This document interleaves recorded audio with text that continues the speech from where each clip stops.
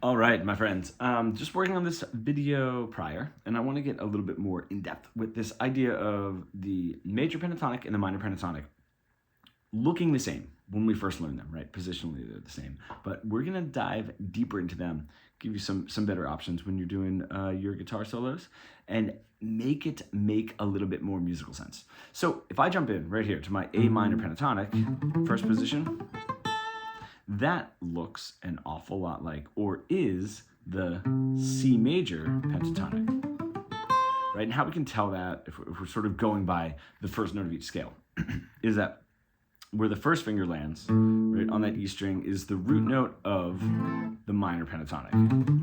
Now, if you take those same notes and you have your root note where the pinky is, right? And it almost forms, and I know I've talked about this before from the cage system, like this G shape, right? You can almost see it right there. That is now your root note, C. For the same grouping of notes, that just gives you the C major pentatonic.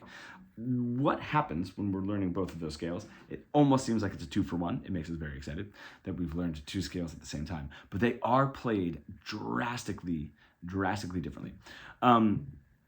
When I'm playing my minor pentatonic, where my first finger is, where my third finger, my ring finger, lies on that D string, so in this case the 7th fret because I'm in A, and then where my first finger lies back on the bottom E string, those are my root notes.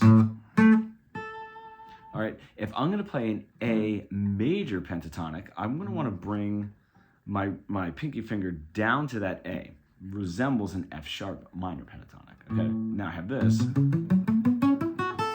Okay, that pinky is my root note. Where my first finger falls on the G string is my root note. And then where my pinky lies on that bottom E string is my other root note. So we're playing these very, very differently. Our target notes are very different.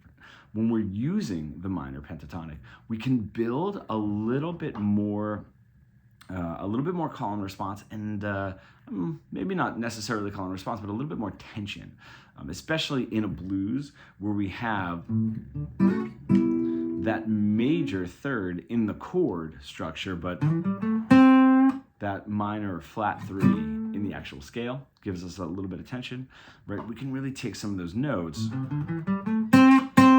right, the flat 3 or the flat 7, my tension notes, which reside on either side of my root notes, right? It's almost, if you're playing your minor pentatonic, you can almost think about it as close but not close enough. Close is your root note, and not close enough are the notes right next to it. That's right next to it. These aren't. Those are a little bit further away. This is right next to that root note, and then your minor third is right next to your root note, right? It's on either side. Right, if I keep going up the scale, this is right next to your root note, and this is right next to your root note in the other direction. So we can use those and build that little bit of tension. All right, we have a little bit less tension when we're using our major pentatonic. Our thirds really line up, right? And meaning the major third,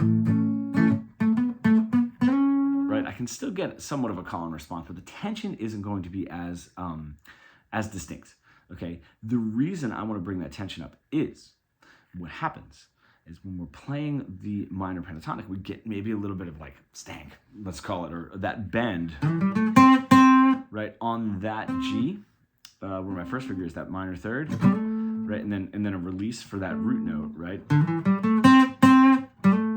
If I move that down here, but I'm in my A, and I play this, it's not going to come across the same way. Now, that bend up is actually going to be on my root note, and that's going to sound really bad, which is why we need to think, okay, wait, this is actually a different scale. Even though positionally it looks the same, right? We're just dragging it back 3 frets, but it does look the same. It's played completely differently. I want to give you a couple of examples. If I jump in for my minor pentatonic over this blues, this is what we have.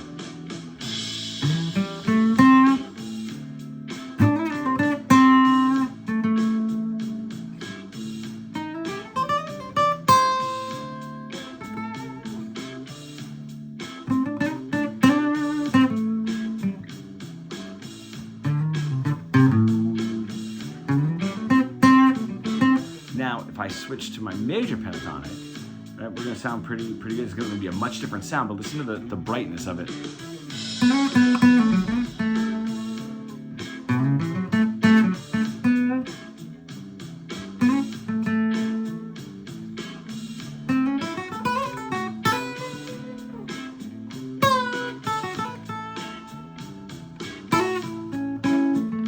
Right? Much different sound. If I take some of these ideas that I'm used to playing, if we're like learning other blues solos, in this minor pentatonic, and I drag it down here, it's not going to line up the same, and it creates an interesting sound. Okay, I'm going to play it first.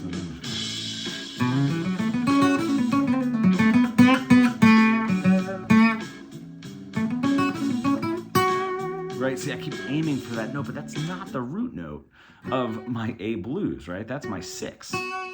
So it creates a different sound. Now, the thing that we're not used to hearing out, right, where our ear is not attuned to this, is that those notes are all technically correct. You know, it's not like if I were to play something that is like a half step off, right, and it just sounds awful. So the notes are sort of there. Right, and it doesn't quite sound the same. It's because we need to play and target our notes differently. If I have a lick that's minor and lands on my root note, I want to make sure I'm doing sort of the same thing, landing on my root note down here. It's going to be completely different.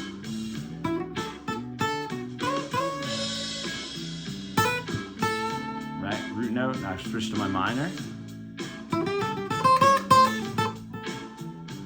Maybe I want to get a little bit of tension. On my flat 3, I can still get a little call and tension from the major.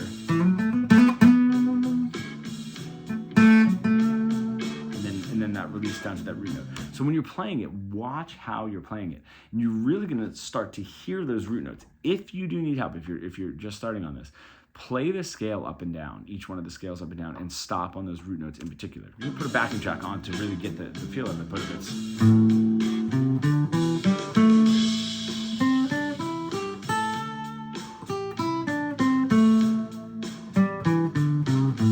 Cool. I'll do the same thing with the major.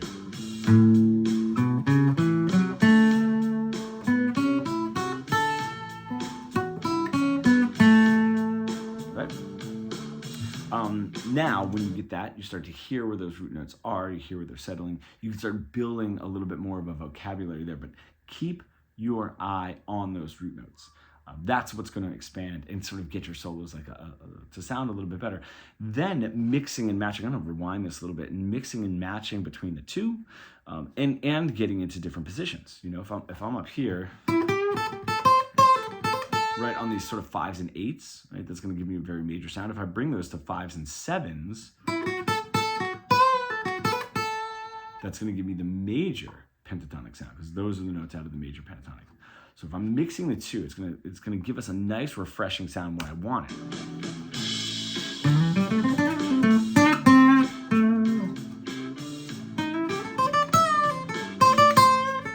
Now if I switch to major,